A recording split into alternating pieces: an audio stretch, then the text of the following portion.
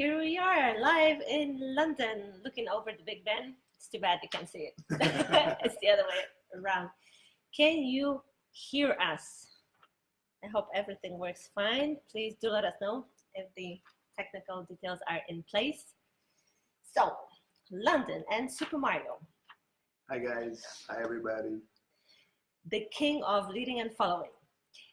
First of all, let me share a little bit of why we do this, why we introduce artists like this. I realized last year that we live in an era where people don't read information. It's fast, right? The world is fast. So I started to talk about things that I wanted to share instead of making you read. And then I thought, okay, nobody reads really the artist bios either. So let's introduce the artist live. For me, Mario is one of my first teachers, and he's actually the person that taught me how to follow. I am a lazy dancer, and I remember that I didn't have the patience to stick in the hours of classes and congresses to learn how to follow and to learn the basics of salsa. So I pushed my elbows around and ended up assisting Mario at his first congresses in Prague, and that's how I learned salsa. A while ago.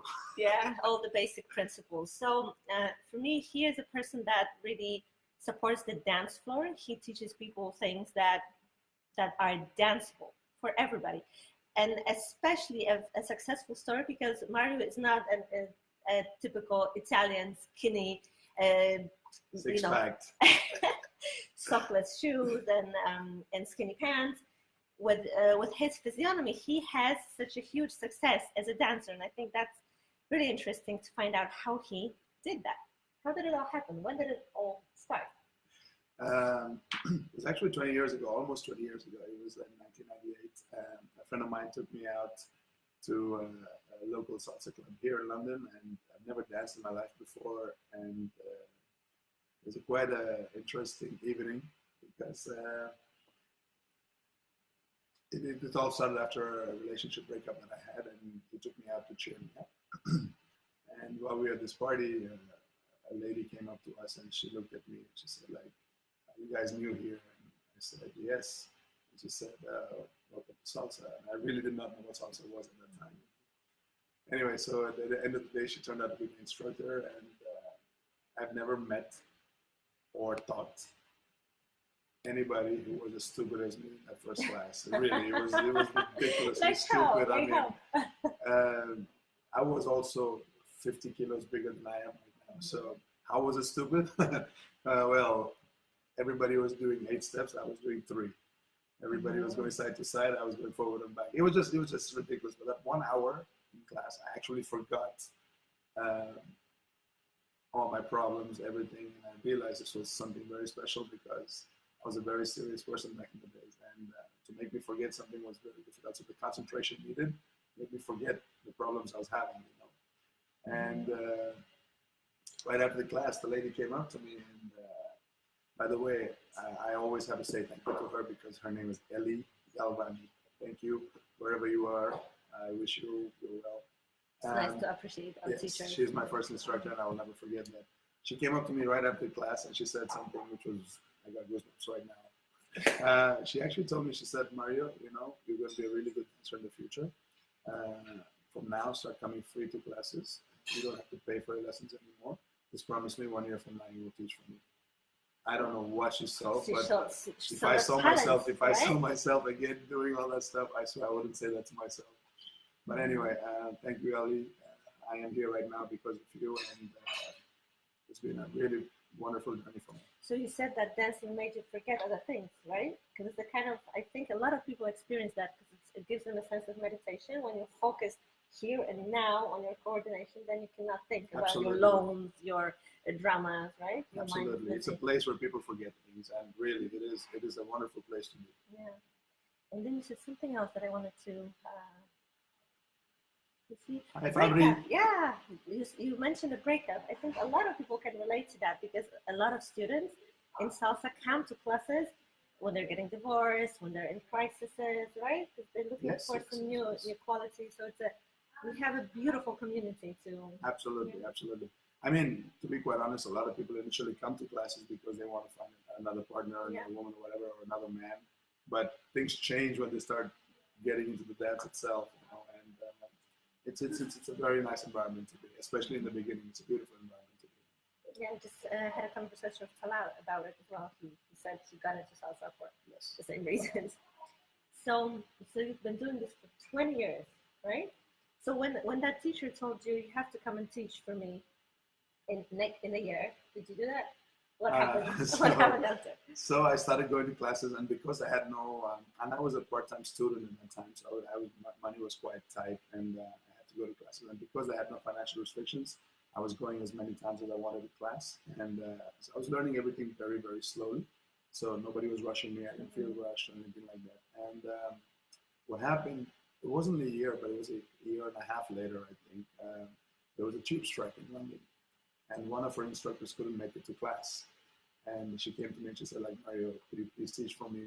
I'm not kidding. Can you see this? It's goosebumps. I got goosebumps, people. These are memories, you know. She told me, like, could I help her out with the class? And so she put me in front of a group of 30, 40 people. And wow, it was a very, very memorable hour. I mean, I got to share my passion with people who are coming to learn something. So I remember those days when I looked behind me and I thought maybe out of these 30, 40 people, there are people who are, you know, wanting to forget things. So I had to make it memorable for them. And it was a wonderful, wonderful hour. And not only that, it's after class finished, people went up to her and told her that, like, you know, they really enjoyed the class. And that was very, very interesting for me. So she asked me if I wanted to teach on a regular basis. And that's how I started in a small bar called Bar Cuba in Kensington in London. And that was my house now, home for a long time. Leon Rose was there, also Susana Montero was there. Susana, right? You worked in the Dubai for so many years. So, in that first hour, how was it for you? Were you nervous? Absolutely not. I was not nervous at all. It was just, you know, I just realized that everybody came to share something, and it was a very interesting interaction between the people and me, and there was nothing fake. You know, I didn't have to please anybody because I wasn't doing it for anything. I was trying to make my teacher proud. You know, I was trying to make her proud by being a good loyal student, teacher, whatever it is with the people. So it was a very interesting, very, very interesting hour. But I was super nervous when I thought of my first salsa congress. There, I was very nervous. So what happened after? How did you get from there to your first salsa congress? So I started teaching very locally, and a few months later, I think some of the local dancers like Susana Montero and stuff, they said, "Oh, let's go to a salsa congress." And I was like, "What is that?" They're like, "Oh, this is a salsa congress where people come from different parts of the world and they, you know, want to do things in the salsa dance floor." And I'm like, "Wow, it sounds exciting," but I didn't have money. And at that time, there was only 2 congresses prior to that year. So it was 2001 when I actually went to the first congress. It was only Puerto Rico that happened and Los Angeles. I think 2 festivals that happened. So they had a festival called Puerto Rico Reunion. It was in Toronto, in Canada. And I had no money, so I had to get a visa, I had to buy my plane ticket, I had to buy a full pass, the hotel, you know, the usual shebang. So I saved money, I worked really hard. I was working in KFC at that time, so That's very important information. It was a very important part of my life also, so I worked there for a long time. So I collected money, I got my visa, I got my ticket, we all went to Toronto. And Thursday night, we all went to this party, the pre-party. And I saw, for the first time in my life, I saw Ismael Otero, Grisel Ponce, Luis Vasquez, Johnny Vasquez, Eddie Torres, Albert Torres, Rogelio Moreno, Josie Neglia, Jamie Josephson, all the New York dancers, you know, and I was just like, my mind was just like, you know, blown out, you know. Anyway, so I was just super excited, and the people I went with, actually went with 5 girls, and all of us had to share one room. So they all got the beds and stuff, and it was a very tight budget, you know, European dancers going to outside of Europe to dance. And at the end of that party, the girls were like, "Oh, you know what? This is going too serious for us. We're going to go shopping. We're going to do this. We're going to do that." I'm like, "Okay, see you guys later." So I was all about the party, you know. And so I was dancing first song to last song, watching all the shows. I hardly slept. Then on Saturday night, I believe, the organizer of the festival, his name was Ricardo Loaiza. he came up to me and he's like, "Oh, I am blah blah. I believe from London." I said, "Yes." And he's like, "Oh, everyone's talking about you and the turn patterns and moves and stuff. Can you teach a class for me?" I said, like, "What?"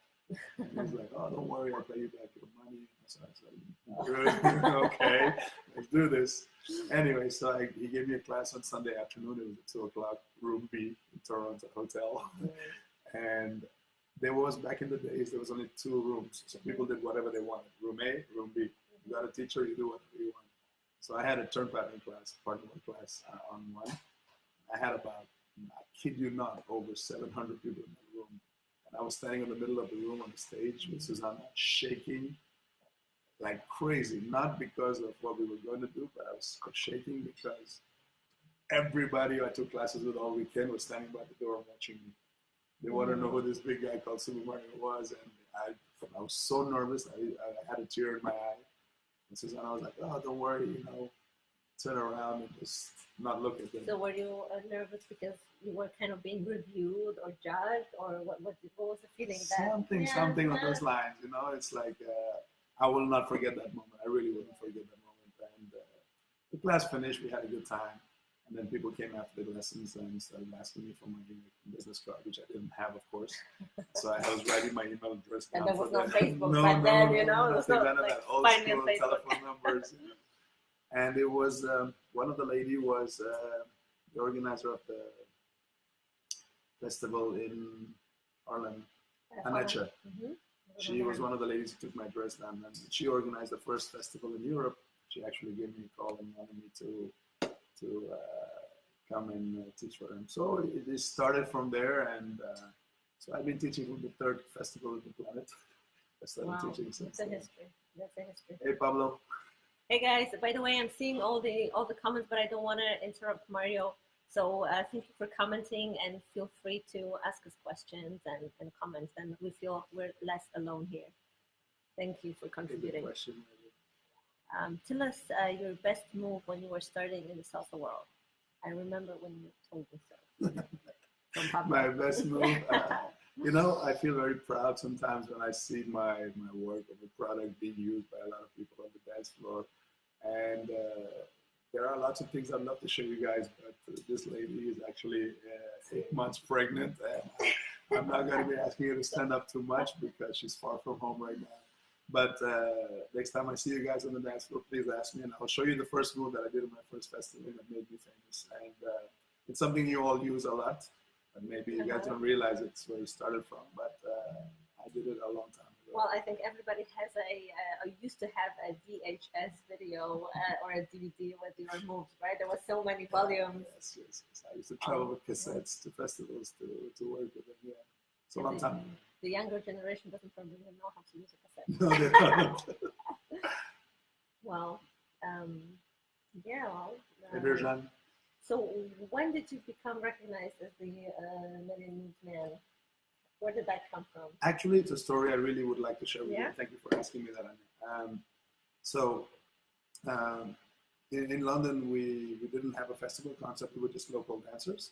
And a guy called... I call him Strawberry, but I forgot his real name right now.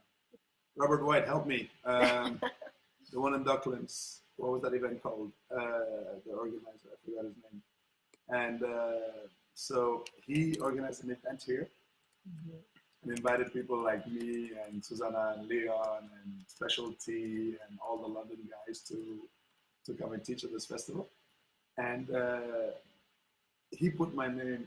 He put Supermario, and right next to it, he put Million Moves Man. And I was crazy about turn patterns. I was like, wow, what a cool name. So I took hold of this name, and I was very proud of it. And Leon was called the Salsa Doctor, and Susanna was like the Dancing Diva. And, we all had our own names and stuff, and we were really very happy and proud about this title. I guess it's also nice when somebody calls you that. Yes, and it was very creative. It was a very creative name that came with it, And I went to, so this was in 2000. And then when I started traveling to... Tuli's asking if it was Paul Young? No, not Paul Young, not Paul Young. It wasn't Paul Young. Robert is online. I know Robert can help me out here. And so when I went to this event in Europe, And I saw another guy, his name was Ismail Otero, and he had Million Moves Man right next to him, you know. I was like, what the hell, some guy stole my name, you know. And then I saw him, Hashamek, I saw him, and I was like, damn, you know, somebody copied my name. And I was like, this is not good. And then I saw this guy dancing, and I saw that he was also doing a lot of moves and stuff, you know. And then somebody told me he's from New Jersey, and he's the Million Moves Man and stuff like that. Then I realized the guy who actually put my name was in Puerto Rico in 1999, and he used his nickname to call me the Million Moves Man, you know. And then I realized that he was the original owner of it, and I felt so stupid and so bad. And I went up to him and I said, Ismail, I'm so sorry. My name is Mario. I come from the UK, and this is what happened. You know, he's like, bro, I've been watching you. You know, you also got so many jump patterns. You're really cool. And and he told me, like, you know what? You can call yourself the Million Moves Man from the West, and I'll call myself the Million Moves Man from the East. And that's why I will never stop loving him, because he is a really honest, humble, true human being that I will always love forever. Hello, Ismail, wherever you are, I love you, bro. And so he allowed me to use that title, and I kept it with me. So when I wanted to open my first website, I even called him and said, is it okay? He said it was fine. And yeah, so that's the name. Ismail Otero was the original Million Moves Man. I am the second part that somebody copied and borrowed. So that's the story behind it. But thank you for asking. Yeah, spontaneously came to my mind. So, so now it's been 20 years, right? So you must have experienced some ups and downs along the career, right? How do you do? Could you sum it up somehow? Say, how do you deal with moments when you're feeling a little bit burnt out, or what are your recipes for that? How have you survived so long? You know. The biggest lesson I've ever learned in this 20 years of doing what I'm doing is time management. And I've learned how to manage my time, and I've learned how to do what to do and what not to do. So initially when I started, we used to go to festivals, and then we used to take our cameras, go out in the daytime, and go to the city and take pictures with every possible sightseeing situation we were in. And hey, Robert, who organized the Ducklands Salsa Festival along with Ricardo? Please help me out here. I forgot his name. Anyway, so time management was something that I had to learn very fast. And one thing is beneficial on my side is I don't perform, so I don't have to do shows or practice or choreograph and iron clothes for the shows and stuff. I don't have to do all that kind of stuff. And so for me, daytime is like I rest well during festivals. I don't go out anymore and do sightseeing stuff. I don't go to after parties. I used to do all that, and then eventually it all caught up to me, and I said, okay, you know what, this needs to go, that needs to go. So I rest, I relax. And I know that people who come to classes always want your energy, maybe they've had a bad day at work, or they've had a long day at work, they just want to come to class and have fun and relax. So I need to save this energy for them. So I guess I've learned very well how to conserve this energy and not to waste it unnecessarily. Okay, because you were exhausted. Yes, and then you do get exhausted. That you couldn't do it all at the same time. And I couldn't please the people. And also sometimes in London, if I was teaching every day, I realized like, okay, by the time I got to Thursday and my body's not ready for the festival. So I said, okay, you know what, Thursday needs to go. And then I'm coming back from a festival, Monday nights in Warsaw Salsa in London I am. I know people come there to have a little bit of fun. So I'm like, you know what, Tuesday, then it's all Tuesdays and Thursdays are taken off. So I always play around with my schedule, not necessarily, having to keep it full on all the time. But festivals, I love going to them because it's a different environment, different country, different people, and stuff like that. So this is something I look forward to every week. And the London is a recharging part, where I come back to recharge myself, wash back, and that kind of stuff. So time management is very important. What do you love about the festival the most? Oh, social dancing. It's all about the dance for me, and the teaching also. When I see a class full of people wanting to learn eagerly, when you get out there, people are, hey, Maria, how are you? I love all that. It's not the attention; it's the getting together part. Thanks to people like you guys that really, help us get to places and meet people and connect and collect. And it's something that I really, really, truly, even till this day, I really value a lot. The only thing I don't like about what I do is the traveling part. Mm-hmm. Every Friday and every Monday, I'm scared of flying, so I don't really like to do that very well. But I know, to get something, you need to give something. So, you told me once that when you were traveling at the customs and the border, somebody asked you where you're flying to, and you didn't know. No, but this happens to everybody. Any traveling artist will have this problem, and you guys know what I'm talking about. You come out there to the passport control, and they're like, "Where you just arrived from?" Everybody has this moment. I swear, I've heard so many people say this, and it's like you really go blank. You completely go blank. So now I have a trick. Now I always look at my boarding pass before I get to the front. Mm-hmm. Or now they even better. They don't have people anymore, so it's all machines now. So it's something you don't have to worry about in the future.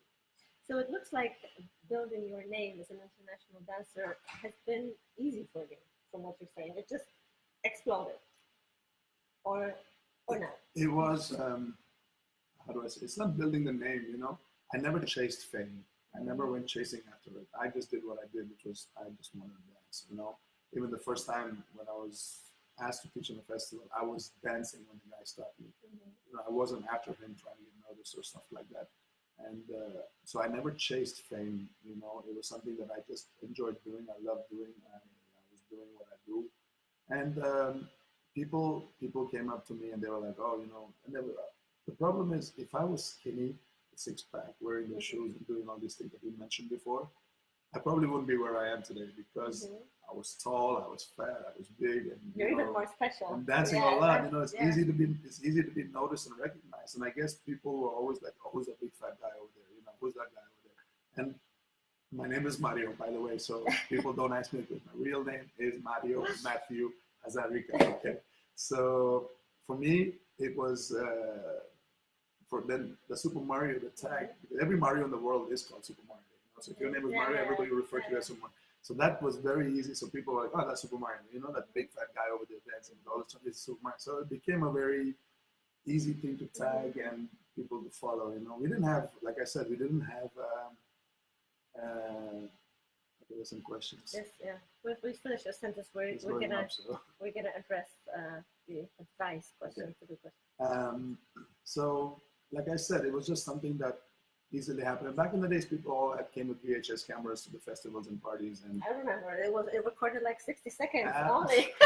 Guys, it was like memories, man. I'm telling you, like Fernando Sosa from Tropical Jam was in the same position as I am. We were always like dancing and doing things, and people always recorded us. And it was easy to find us and recognize us because we were all like, he had this hip hop dancing background. As Leon Rose was just crazy with moves, and I was crazy with moves. So people found us, and it was a very young and not saturated market. Absolutely, in a way, right? Yes. So anybody who was passionate could just be noticed. Easily, different very times, right? easily. Today it's a lot harder. There's a good question here from Pierre Henry. What advice would you give? Sorry, disagree. Would you give to someone who wants to become a respected international dancer? Thank you for that question. Hi, Pierre. Hope you're well, sir. I like to do my best also for the community. Somebody gave me a chance. Ania, thank you so much. Ricardo, Loiza, thank you so much. And two things I'd like to say to you: please don't chase fame. People see who is passionate about what they do, how they do it. When they're dancing with everybody on the dance floor, you get noticed. You want to be noticed by people. You don't want to go put yourself in front of somebody trying to get noticed. Then you won't be noticed. So don't chase fame. Let it come to you because, everybody wants to give everybody an opportunity who's actually easy to approach and easy to put up on stage and that kind of stuff. If you're good at what you do, just keep doing what you're doing. Don't chase fame. I would say from an organized perspective also that quality and dedication comes before your gain. So first you need to invest before you get something out of it. I get a lot of emails from professional dancers who want to be part of the events that I do, and they email me and I say, okay, we could give you an opportunity to present yourself when I look at the material, and then they say immediately, but we charge, I don't know, 400 euros per class and 500 euros per show. And it's not how you start. Before people even know that they want to pay, before we know we can sell your work, first you need to give. and then you get. Absolutely. And she's being very honest with you. I have seen those emails. I have seen those messages that people write. Like I said, it's not the way to make your approaches. Let the people who want to approach you, because there's a way. We all got where we are. You know, once you get there, prove who you are and keep staying there. That's the hard work. Getting there is easy. Staying there consistently is hard. Yes, that was another question of mine. What keeps you going after 20 years? That's something that relates to that from Olu. Olu, it's my passion, bro. You know me. You saw me. I dance. I told you, for me, going every week and dancing with different people in different countries, different atmospheres, it's all about the dance for me. And you know, people ask me like, "Are you sure this is going to keep continuing for you forever?" I said, "Look, I don't know. Right now, it's happening." And I said this 15 years ago also. If next year is going to happen, it's going to happen. If it doesn't, it doesn't. I'm ready. I've done it. I've seen the world. And you know, like I said, it's not work. I don't consider this to be work. It's a hobby that pays me. You know. And that's a great life. And it's if it finishes tomorrow, I'll be very happy. Thank God, and I've done it. I've seen it, and I'll be doing something else as passionately I have been doing it. I worked in KFC for 11 years. I also worked there very passionately, very dedicatedly, and whatever I do, I put everything into it, and that will never change, and I won't let it happen also. So I believe that if us, you know, people in the community who create the community, if we are responsible and we're observing the trends, then we're going to keep the community going. Absolutely. I mean, there's no reason why it should die, you know, unless we all back off, the organizers and dancers. True. So and like, no reason to fear. Every organizer, every teacher that I know right now in Europe or in the world, they were dancers first. We are good friends. We maintain good relationships. And I'm always thinking about how to promote, how to get new people on the scene, because you know it's also very nice to give somebody an opportunity, you know. And I just was speaking to Franco a few weeks ago, and I told him something also. I love the way you do the Stargates in the afternoon. You know, it's a beautiful opportunity for people. I told the people in India last year, I said, guys, I love this show. Please come. And they won. And they actually won the competition. And you know, they're so happy. They're so proud. They're coming back again this year. Greetings to Saison de India. Yes. Great show. So they'll be coming back again. So you know, it's a platform where people need to appreciate what they got. And right now in India, they're so happy. They're working so hard, and something new. They're coming back this year. And I was talking to Franco. I gave him some ideas also. I like how the Stargate scene is working all around Europe. Also, it's a very good thing. Like I said, guys, maybe you won it one year, but it's harder to come back and defend it the following year. It's the same way in teaching. If somebody gives you an opportunity to teach, it's not who's got the craziest combination or whatever. It's making those 200-300 people in front of you go out there in the evening, try it, practice, and repeat it, and do it with a smile and make them confident. It's all about the confidence, you know. And this is where a lot of people are losing. They think it's whoever comes up with the most craziest combination that wins the prize. I don't think so. I think it's the person who keeps it simple, makes people leave the class with a smile, go in the evening and try with everybody. That smile that they get is your prize. You know, that's what I aim for. Yes, I teach very simple things. I teach very basic stuff, but I know in the evenings people are having a lot of fun doing what I'm doing. So you said something really beautiful. Their smile is your reward. Your reward, right? Yeah. Hi, Jean. Sorry, I saw your message before. It's all about sharing. Hi, Madura. A lot of people start late learning salsa. So other than being a social dancer, if we want to take up salsa as their profession, is there any other way to be than a salsa instructor? I mean, another way of being in the salsa community and having a career. Did I get it right? Yeah, I think I did. Hi, Madura. It's me, Mario. Anyway, yes, it's not about starting late or whatever. I've never danced anything in my life. I was 26, I believe, when I started. And yes, I'm 45 years old, people. Thank you, Mario. And so age is not something that people should actually put to. So Mr. Editorius is still doing what he's doing, and he's doing with a lot of love and passion. And sometimes he wants to do 10 more shows than he's actually asked for. So it's the passion that drives people. I never in my life imagined that I would be doing what I'm doing right now, you know, and it's the passion. And so for people starting late, please don't think like that. Just go out there, enjoy things as a social dancer. If it was meant to be, and if somebody thinks that they have an opportunity to give you to teach or whatever, and you do become a salsa teacher, when you get that opportunity like I did, make sure you do something good that people remember you by. And if you want to take it up as a profession, don't think of it like I'm going to be a professional dancer. Then start doing competitions or shows, and that's another way of approaching professionalism in salsa. But if you are thinking about teaching salsa, it's a completely different skill. Take a lot of classes, visit a lot of festivals, see how people do what they do, how they control the class, how they're connected with the people and stuff like that.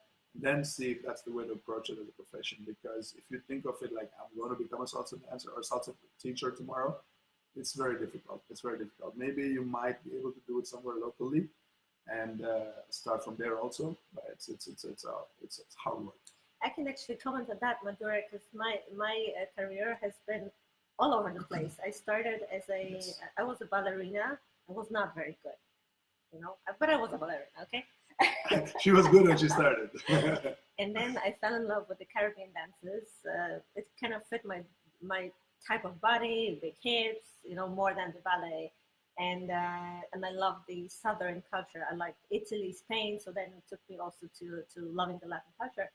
And I started dancing salsa, and I just wanted to be good on the dance floor. That was my goal. So I started performing in order to get a free full pass to go to a conference so that I could dance after the show on the dance floor. That was my goal. So just being a social dancer, and then I became a performer. But with my life changing, slowly becoming a mother, I had to readapt again. I had a dance school for 11 years, and today I'm an organizer. So even though I'm not really on stage anymore, I fulfill my needs of being close to dance, close to art, close to people that have an artistic sensitivity. And that is still very fulfilling. And I would say it is a career in salsa, even though I'm not an international instructor and I don't feel I have the personality for that. So I'm sure that you can find a way around the community, you know, whether being a teacher, whether being a school owner, an organizer, or maybe right now there are people like, for instance, like Talal, who are group collectors besides being instructors and performers. You know, they run the community, they organize holidays for them. So there's a lot of creative ways of just being in it. I hope that answers the question. Robert White, hi, it's Mario. Thank you for your congratulations, sir. I would like to say thank you to Robert and Jean also, because they've been running a good community here in London for 20, 25 years, and they're doing things, holidays, festivals, and they're everywhere, and they've done a fantastic job for London as well. Lovely people. Thank you very much for giving me my opportunity sometimes in your parties and festivals too. Robert, I want to ask you who organized the Docklands Salsa Festival. Okay, I forgot his name. So if you're online, Jean or Robert, please tell me. But I want to say thank you to him as well, because. By the way, I came to Mambo City in 2004, and it was extremely inspiring back then with Eddie Torres, and it was you guys have worked really hard for the London salsa scene, and we have to be very grateful to you for that also, for bringing Nelson Flores to us. The first time I saw him, and Eddie Torres and Frankie Martinez and all these guys to London, it was very inspiring for the London salsa scene to be seeing this without having to spend so much money going there. Thank you. And then there was another congress, right, done by the one in Paul Young, yeah. Yes, that was a good event too. Yeah. That was a very good event. I mean, Leon and me, we have so many stories to say about that festival. Hi, Samuel. Okay. Well, I have a lot more questions. So guys, I have notes here. So, so what would you say is your biggest strength? Louis Sinclair, that's the one. Thank you very much. I was going crazy on the back here. Hey, Louis Strawberry, hope you're well, sir. Wow, thank you, Robert. Thank you, dinosaurs Robert. In the community. Thank God somebody remembers. This is why we have to have this documented. Yes, Louis Sinclair Christian, yes, with the nickname also, William Mooseman. So, Louis, thank you. So what's your biggest strength? In life? Yeah. Being positive, smiling, sharing and caring, and being loyal. For me, loyalty is very, very important, and that brings out the best in me. People are loyal to me, students are loyal to me, friends are loyal to me, you get the best out of me. And I think my biggest strength is that. And I believe, I don't care what people think, I believe God put me on this planet to make everybody smile. Mm-hmm. And I've always believed in this, and I always try, even like I was said, when I worked in KFC, I had the same thoughts in my head when I was in school, when I was in college. I was big all my life, so it was very easy for people to come and talk to me. And I guess everything happens for a reason. For me, that is one of those. It really, really, I feel that all the time. I really do. You said something very important, because in the modern world, you know, we're very consumptionism focused, and loyalty is not a very fashionable quality. You know, they say, "Oh, go when they pay you more." You know, do things fast, change, and also for me, from the perspective of an organizer, loyalty is key. So that's, if you guys are looking for inspiration how to become a salsa professional, that's something Absolutely, you should take completely, into consideration. absolutely. I mean, for example, I've been working with Ania now for 14 years, and I think I missed her once, I think, just one time. And if somebody from Warsaw would call me to do a work or whatever, I would actually call Ania and say if it's okay with her. I would do this with anybody else I've been working with before. And these are little things that people don't understand. It's very important, because it's not because I'm trying to, you know, kiss her or whatever. It's just we've been friends, and you know, it's very important that my friendship continues whether she does a festival or not. You know? And this is very important for people who are inspiring or aspiring to become big in the salsa. Because that's what creators. This is why we are a community and not a business, right? It is a community as much as it's business at the same time, but that makes us all friends. So it's very important. There was a question here, Birjan. Thank you. Hey, Birjan. I have a question, or five. I have heard people say that festivals were better before my time, before 2008. In my opinion, that could be something everyone says about the learning years of their salsa journey. In your 20 years, what are your biggest festival highlights? Is there something which was done 15, 20 years ago which hasn't been done in the last 5 years? Is there something you would like to re-experience again? Okay, there's a lot of questions. Very good question. Yeah, that's like 6 questions right there. Birjan, I say this to a lot of people, and I think that the funny thing is there's not a lot of people right now dancing from pre-2005 years, you know, and Ania being one of them. I don't know what it is we valued what we did more back in the day. So I guess because there was not so many festivals around Europe, there would be one every 2 or 3 months, and people would be gearing up or gathering up the, how do you say it, the fun. Yeah. You know, people start packing 1 month before the event to get there. And once they get there, there's no, you know, we didn't complain about bad flow or bad light or bad music or whatever. It's just people just wanted to get together and release everything. Or an imperfect location. Absolutely, right? Absolutely. It was that one thing that made everybody do so much dancing more, you know. And it's like there was no good or bad or ugly or 1-1 or 1-2. It was we didn't have all these issues, you know. It's like, and also the instructor community was always on the dance floor. Everybody who performed would quickly get changed and come down and do what we do and love. If they were younger, less tired, or yes, less. and there was not so much work out there for them. So it was like, so that the dance floor, the energy on the dance floor, I wish we could recreate that again, but it's very difficult. We didn't have social media where people are happy just to watch people dancing around. You know, we actually wanted to be there. We needed to be there. We had to be there, and nobody would miss an opportunity to be there. You know, and I think those were very memorable days. And I know Robert and Gina watching me right now, and they would agree with me on this one. Ania's right here. We had a community of people who really wanted to go out there and do things, you know, and dance. We didn't have this cliques of people standing around everywhere wanting to be noticed. You know, it was just everybody did everything, whatever they did. Golden age. Yes, watch videos on YouTube of pre-2005 festivals, and I'm sure you guys will see some wonderful, wonderful things out there. You know what I did? I actually came because I was a ballet dancer before, so I had a control of my body and I could analyze movement. And I actually came to the parties in order to learn.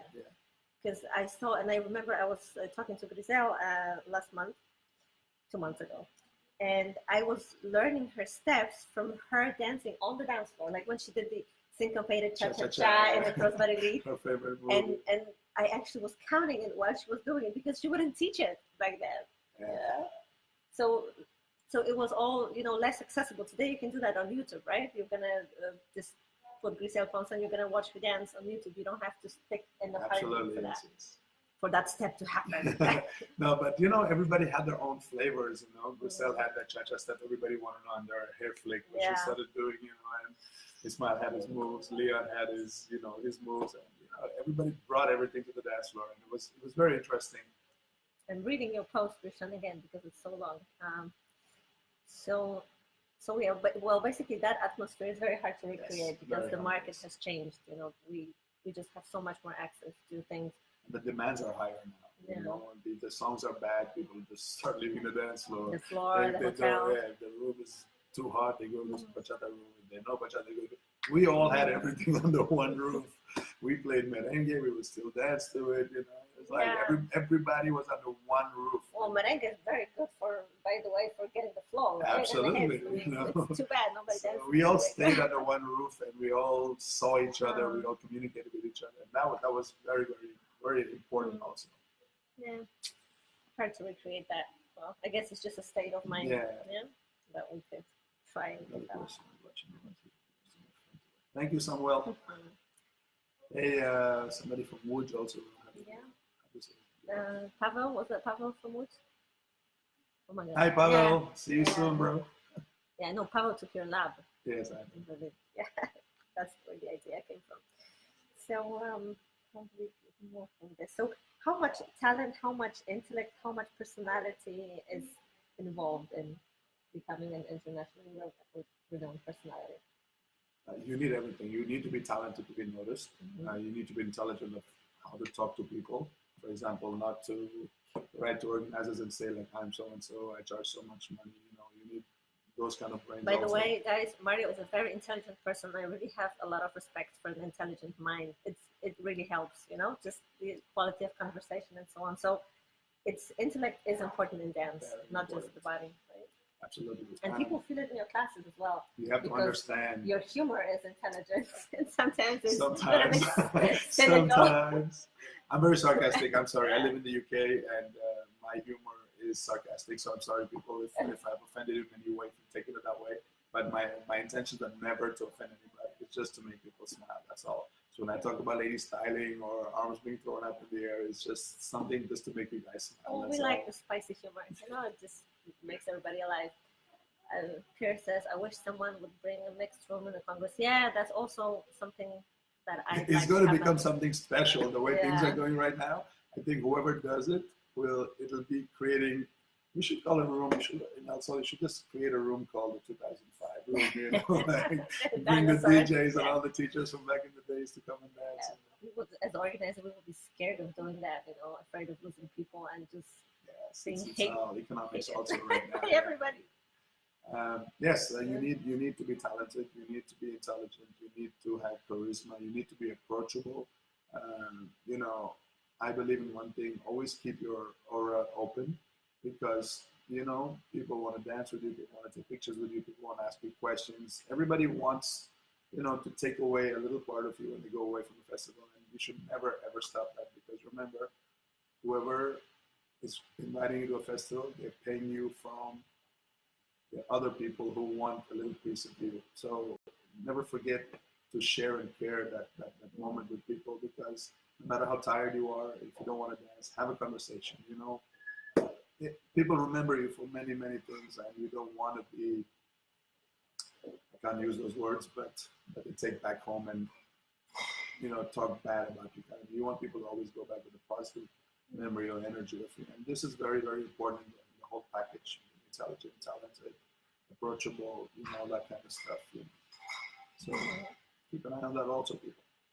Yeah, I think you are a star as long as people think you're a star. So you need to keep close contact to the community, right? It's. I mean, you can only drift away for a while, probably, and lose contact, and then you need to come back, because this is a very special word. We like, in Salsa, we like authenticity, right? Yes. Not just mastery, but being authentic and being friendly. Many super talented people have come into our scene and they disappeared also. And the reasons could be one of those many that I just told you just now. So, you know, you want longevity, this is what you do. Stay connected with people and stay humble. Stay humble.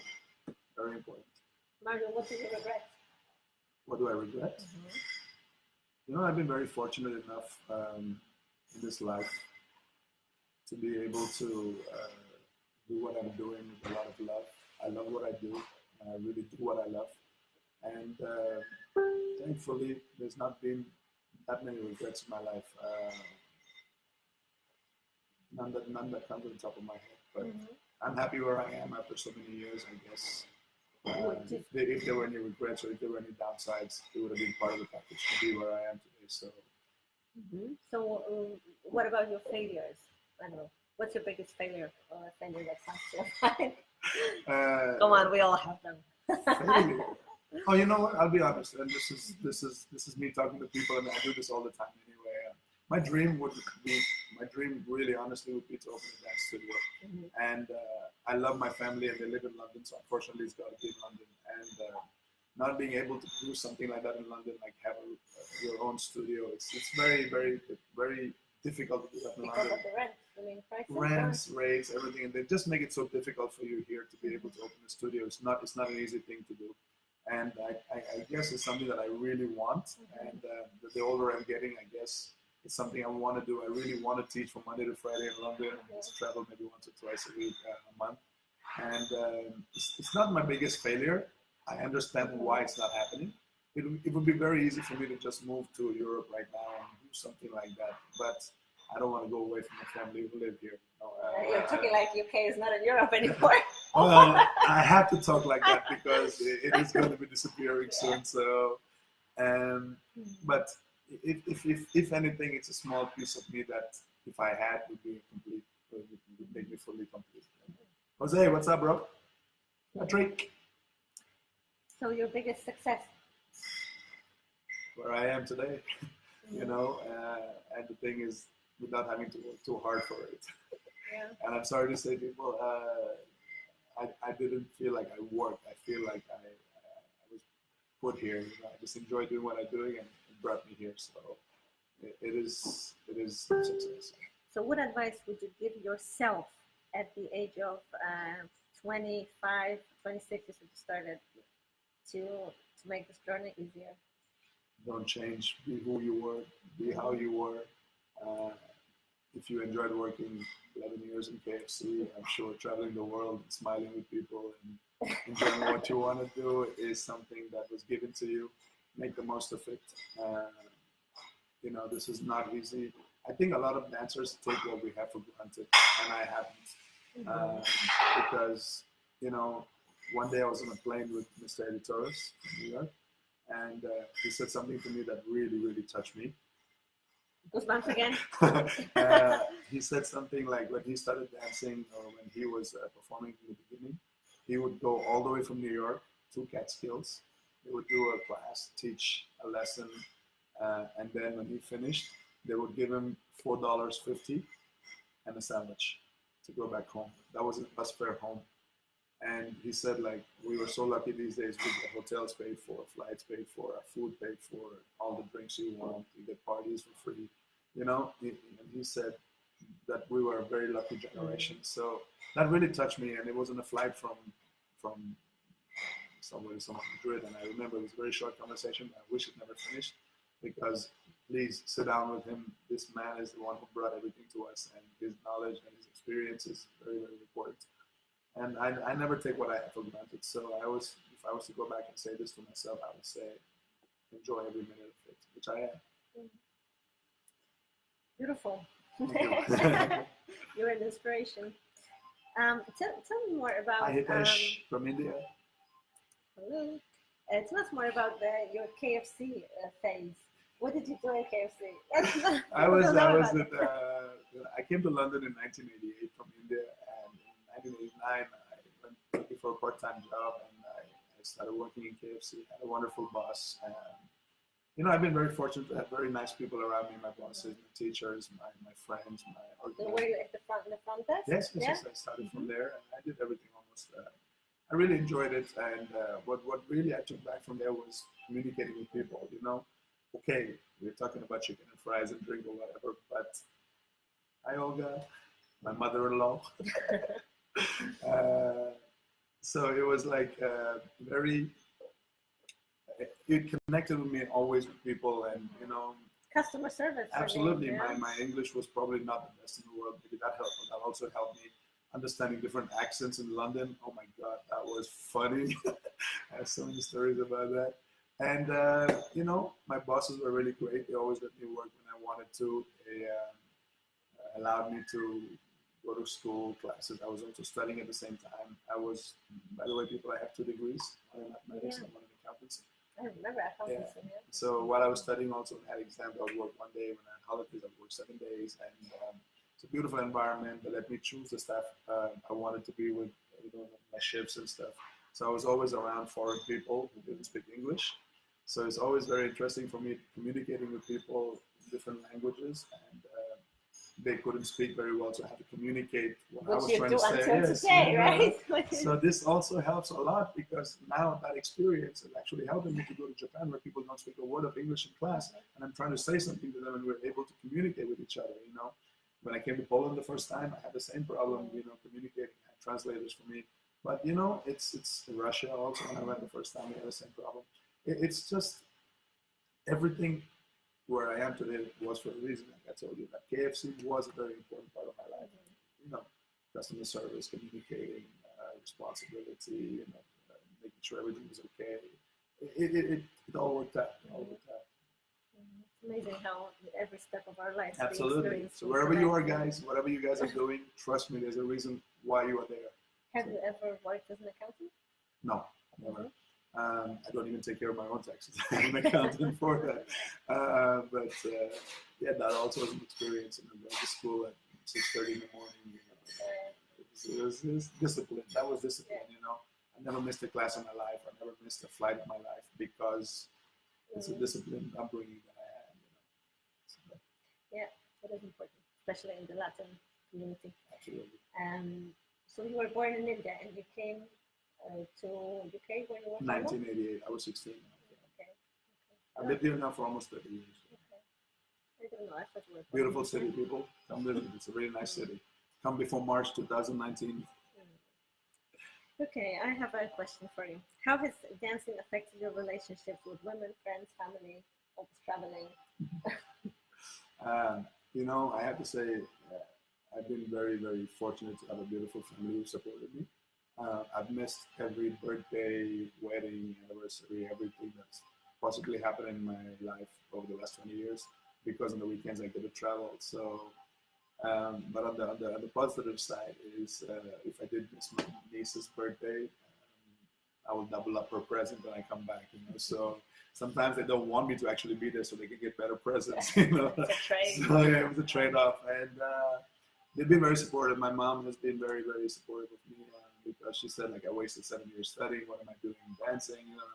So she allows me to go. Now I'm married. My wife also is the same. She understands what I do. She lets me do what I do, how I want to do. Hi, Christina. Hello, Christina. Congratulations to both of you. So it's having people who understand and support you is very, very important.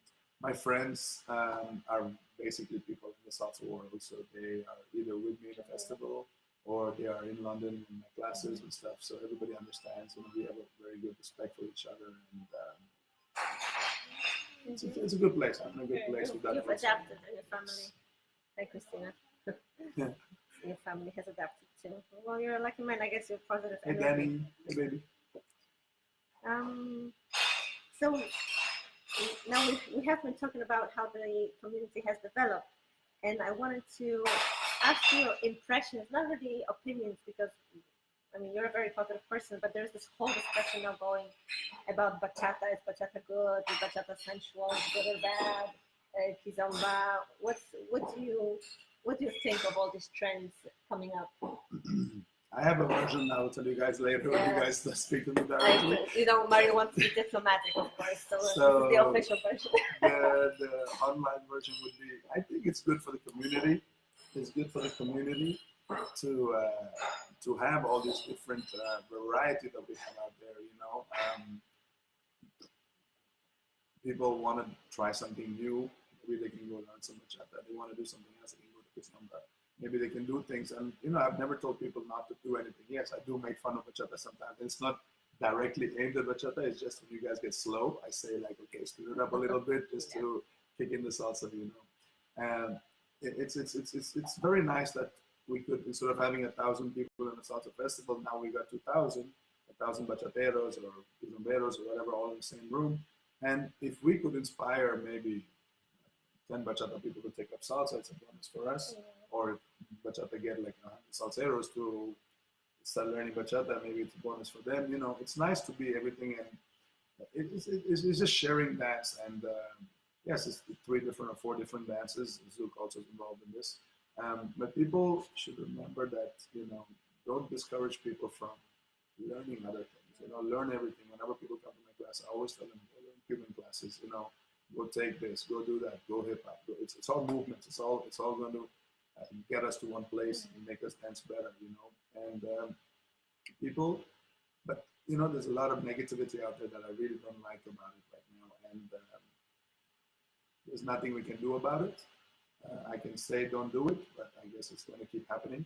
And I believe all this negativity comes from insecurity. You know, I'm very secure about what I do, and you know, if people want to go try somebody else's class, be my guest. It's not a problem. But don't speak of things negatively. It just creates negative energy, and this negativity creates a bad vibe, and you know, it just goes on from there. I can also be negative sometimes. In festivals and stuff, and that's a very personal thing because I love what I do, like I told you before, and I love dancing to music that I love. So I always tell my students, you know, dance because you want to, not because you have to. So sometimes when the music is not so great, I don't really want to dance. I will make myself not available in the salsa room because I want to go and just change my sound of hearing sometimes. So yes, I can be negative also. Maybe you guys have heard me say things like that. But I don't publicly announce this or say things like that. You know, it's just that moment. Maybe somebody else likes what's being played. I don't. So I walk away. So. You said something important, that this public negativity comes from insecurity. I think that's an interesting concept to reflect on. You know, it's usually insecure. When people are insecure, they start complaining about things. You know, and be secure about yourself. If you know, if you think you're so good, if you believe that you're good, and you believe that you're putting out a good product out there, you should never be worried about the bad things. What did you get out of salsa that you think you cannot get out of bachata or kizomba? What is special about this? It's hard to compare that because I've been doing salsa for 20 years, and bachata has only been there for like less than 10 years. So it's difficult to say that. But it's a very good question. I actually can't think of. I have learned what I've learned through my experiences in salsa, and I would have to talk to more people from the bachata kizomba world to see what's going on out there, you know, and to see how we can compare our situations in life and stuff like that. You know, but there's a lot of things I can learn from the bachata people, actually. Example, marketing yourself out there to not just 35,000 people, but to 750,000 people that every video they make, they get like 1 million hits. And we salseros get like 20,000 if you're lucky. You know?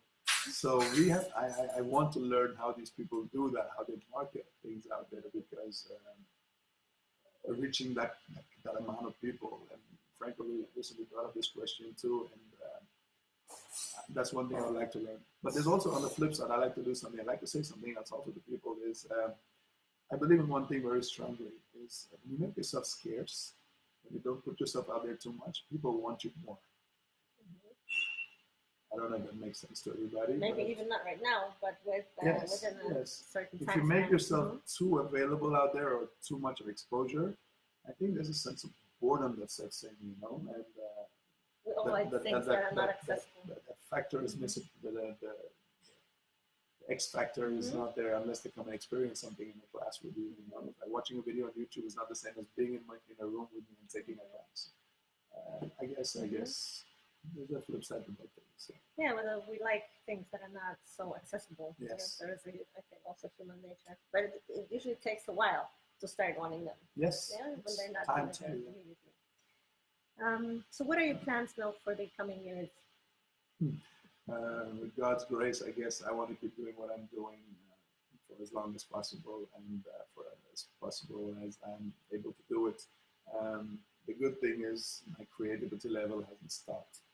I mean, Where do you get inspiration from? I don't push myself to do. I don't push myself. I want to say thank you to all my students in London actually, because you guys keep pushing me to give you more, and you guys are very special to me right now because your hunger and your desire to keep learning is driving me to be more creative. So if I don't create something this week and to bring for you guys next week, I feel like I let you guys down. So you guys are pushing me to go out there, dance more and create more and teach better, and all these things that you guys are doing for me is amazing. So I want to say thank you to you because you know who you are. So hello to all of you too. How do you come up with new moves? 20 years and you get new moves. It's all about the dance. It's I don't everybody who knows me, me. I'm always at the back of the room, dancing with people you don't know, and people who are shy and older people and stuff. So all the things that I do actually comes out from mistakes. It's not something. I don't have a dance partner. I don't stand in the corner and create something that only she's able to do and teach it to people the way it should be done. And, it's something that I do with people. I have no idea who they are, and everything comes out through mistakes. And those mistakes are good mistakes for a lot of people, students, people. You guys, you have to remember that creativity comes from mistakes. Make mistakes. Yes. And remember those mistakes. That's the hard part. So what is for you the biggest faux pas, like a wrong thing to do on the dance floor? Dance because you want to dance, not because other people are watching you. It's that's the biggest mistake. And these days, a lot of people are all into themselves. And I remember before, when we were dancing, even though we knew each other for so many years, when we danced, we were dancing like we've never danced before, and my full attention is on you and your full attention is on following me. We didn't care who was watching us, but nowadays it's all about women want to do all these hand movements because they just learned it last week. And when you start taking focus away from the other person, just thinking about what you should be doing, and the guy's doing the same thing on the other side because I want to learn the latest turn pattern, but what is that we did, start thinking. So he's thinking about the latest move, she's thinking about her body and her arm movements, and you're losing that valuable connection between each other. And I feel that's why, people have gone more into the looks these days rather than the connection and the dance and the feel. And I wish we could turn things a little backwards, and we're missing that right now, And I'm constantly teaching people, when dance is over, the smile that you guys have, if a man or a woman when you walk away, is the smile that we're doing it for. It's like not, oh my God, that was heavy, or that was bad, or I just broke somebody in the eye or something. Those feelings are not good feelings. And I think people need to go back to the connection of the dance rather than the looking good part of the dance. So what would you say to the people that are not as fluent yet as leaders? Because I know a lot of guys say, okay, but what do I dance? Like I know 3 turn patterns. I want to go to a congress, and I feel I don't have the material. What's the tip for them? I know I'm asking because my husband has that attitude. He says like, oh, I would like to go to a party, but I forgot all my part to work. I'm like, you must remember something. So what's the strategy? How do you practice? How do you internalize it? Keep practicing, keep taking classes, repeat everything that you guys have. There's one thing that me and Leon, I keep saying Leon all the time, because I have a lot of love for him and he's very creative. The thing what me and Leon always did is we never cared about how much to multiply. We were doing what we knew, and we did it well. We focused on the basic foundation technique a lot, and we knew with this foundation that we will be able to create another million things from it. We repeated things so many times, and we were not afraid to repeat it because we didn't think that it was boring the woman. Which a lot of people feel these days. We just felt that if I keep repeating this, I'm getting good at it. Guys, you have to remember this. Repeating partner work is not boring for a woman. If you do it well, if you don't hurt her, she's gonna like it. It's not bad. And you can only get better. You can't get worse at it. And so your repertoire keeps multiplying with repetition. My guys in London, they understand this. My guys in London understand this, that I keep repeating so many things for a reason, and that's why that repetition makes you better. There's one more thing, and I want to say this to all the teachers out there, that I've really tried something very, very interesting in the last year and a half, and and it's working wonders here in London with my people. And I can only do this with my people because they believe in what I say and what I do. I've stopped allowing people to record classes. Like in the old days when Filming. we We take used our notes brains, and yes. remember. So when they've stopped recording classes now, when they go out dancing, they are enjoying this moment with the person because they're bringing things that are inside them, inside their mind, inside their body. You know, it could be anything, and that repetition is where this key element of repeating things comes in. You know? And they also don't get lazy because No, they they think don't. that when you record, you're like, okay, I got it. I repeat it later. And also Yeah. in class, you're concentrating because you know you're not going to be allowed to film at the end, so that concentration levels are exactly where we were. Yeah. You know, we don't have people playing on the phones anymore. We don't have people walking out and taking calls. And, you know, the concentration levels are super high in class right now. And I know I can proudly and boldly say this, that my kids in London here right now, my students in London, when they go out dancing, they are dancing straight from here, from their heart. Everything that's inside is coming out. However it comes out, it could be a million turn patterns. That's what I do. That's how I teach. But it's coming from inside. It's not coming from thinking. You know, they're not holding a lady going, oh, what did we do last week? Or go to the bathroom and look at what we did last week. In other dance techniques, in ballet, contemporary, nobody records anything. Absolutely. People need to experience, internalize, and develop, not just watch. True. Because visually. Say that slowly. So what did I say? I don't know. Learn, remember, internalize, experience. Yeah. Yes. So that it sinks in. Watching visually, you don't learn that much. No. And it's making people very, very lazy in class because your concentration levels are very poor. Because, you know, if I was saying something with the hands, and if you guys are recording at the end of the class, you're not paying attention to the little things that I'm saying. Everybody wants to do the product. Nobody wants to put the work, you know? And the work is where we get better, you know? It's in the detail. Tell your husband this. I'm sure he'll get better. Hi, Michael. Rather closer classes. See you tonight. Did you answer my question when I asked what are your plans for the coming years? Yeah.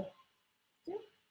I can't remember. I said, that it goes on. If everything is good, I'll keep doing what I'm doing the way I'm doing it. So, anything you'd like to share, extra, communicate with the community?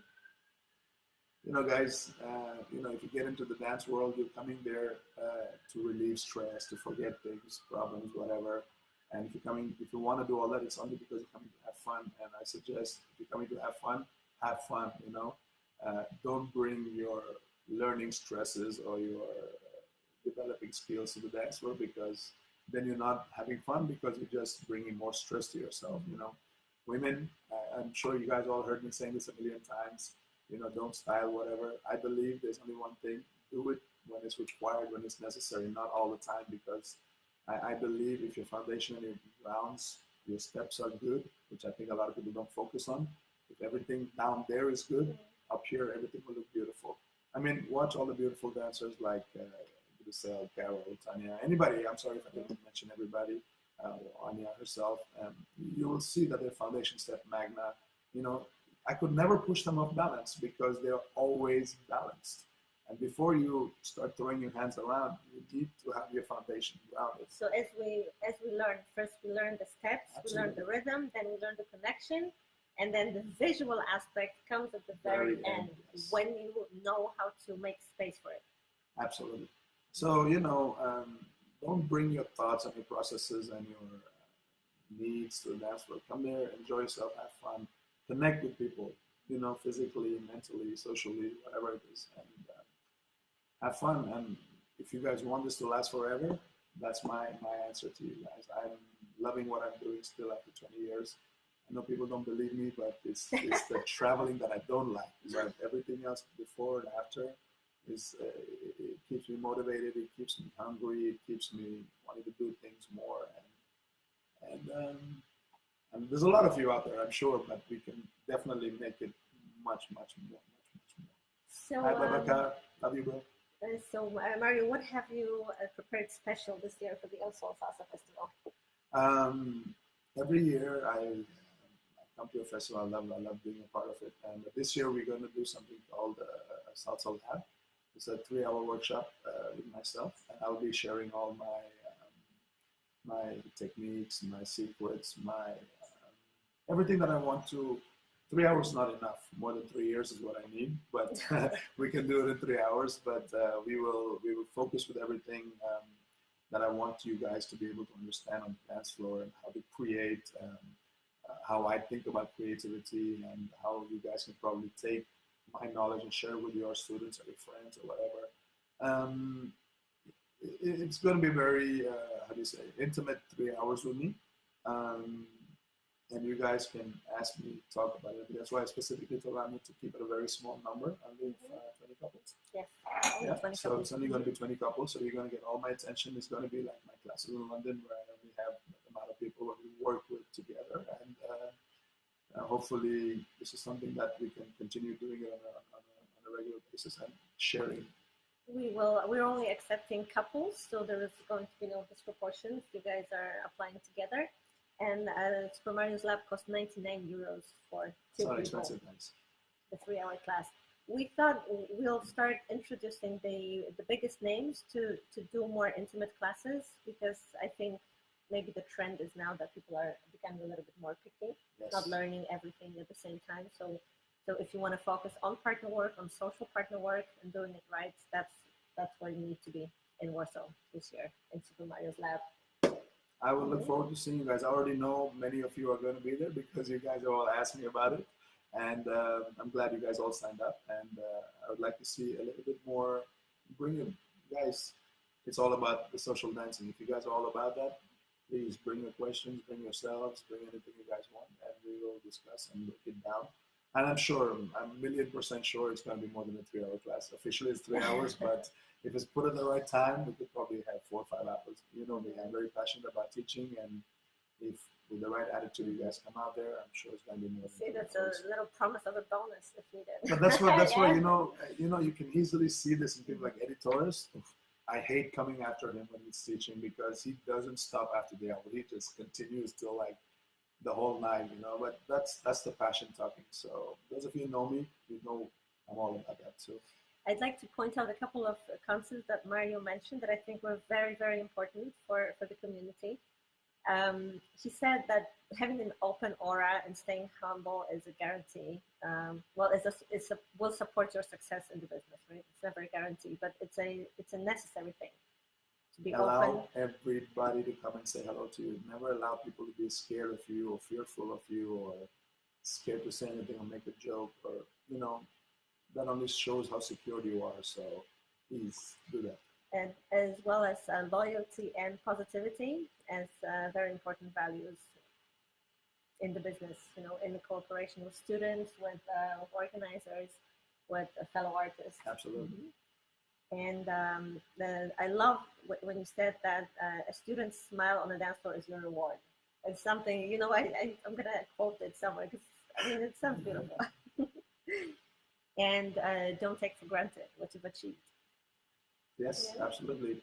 Even if it's the little things right now, we worked hard for where we were.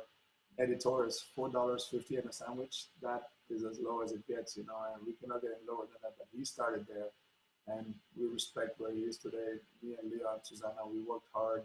We did our dues. We tried to help people. So work and be okay with what you are right now. You cannot go from where you are and put yourself in somebody else's position. Like Tropical Gem, Fernando has worked his ass off for 25 years.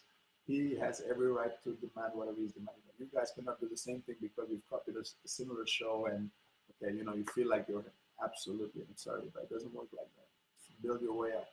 Consequence, longevity, and also ideas come from mistakes. So when you're looking for inspiration, go experiment, make mistakes. Absolutely. And figure out how to fix them.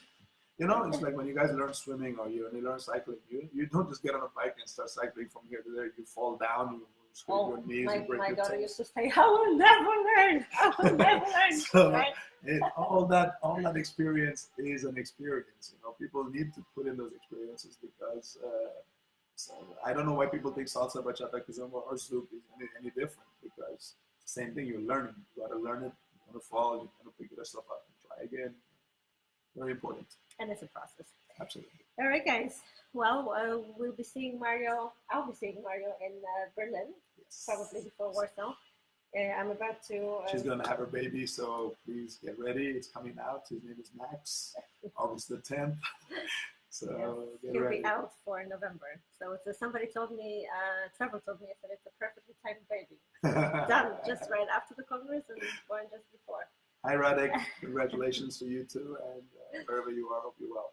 Guys, I want to say thank you to everybody out there who watched, listened, is going to watch, is going to listen. And if you guys have any questions, please ask us directly, even if we were not live, because we believe everybody was working. And we only could choose this time because I was free only on Wednesday afternoons.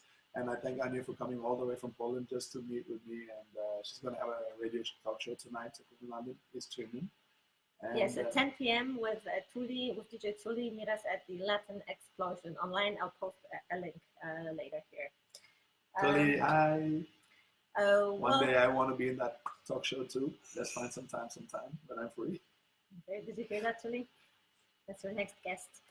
We always bring top quality to the Warsaw Salsa Festival. Mario is becoming slowly a legend, a still living legend. 20 years in the business is really admirable. And well, it was fantastic talking to you. I love your input, and I think it really serves the community. Thank you very much for sharing this with me, guys, and whoever watched the whole thing. Will be patient. If you have any questions, please drop me a line directly, or you can continue this chat on this forum also when you guys watch it tonight. And, we'll see you in El Sol, and we have a promotion. I have forgotten. There's a kissing day, like today, tomorrow, one of these. I had to take mine off because of the pregnancy. You know, I'm sorry, I'm all swollen. We have the Kiss My Pass promotion, and you can get a VIP pass for 115 euros until Friday. So if you guys want to get it cheaper, go get it now. So if you kiss anybody who's going to the festival, you guys get a pass for 150 euros. Send us a picture. I don't know how it works, but please, whoever has never been to this festival, I've seen this festival grow from party in a club, moving to a gym, back to a bomb shelter. Speaking of imperfect location. And then we moved, now it's in a beautiful place, everything in one building, and the whole world gathers there. So India, Madura, please go to the festival. I already told you about it, so make sure you guys... Well, we're already working on Mario's favorite singers for 2019, but we cannot tell you yet. I cannot wait. Don't ask me. I cannot tell you we signed the contract. But 2018 is going to be a blast. I know that because Orchestra Broadway are living legends right now. And we're also working with Los Van Van. We have Los Van Van booked for the Friday night for 2018 this year. So that's the freshest piece of information. I didn't know about that, but wow. And all the people, please open your mind.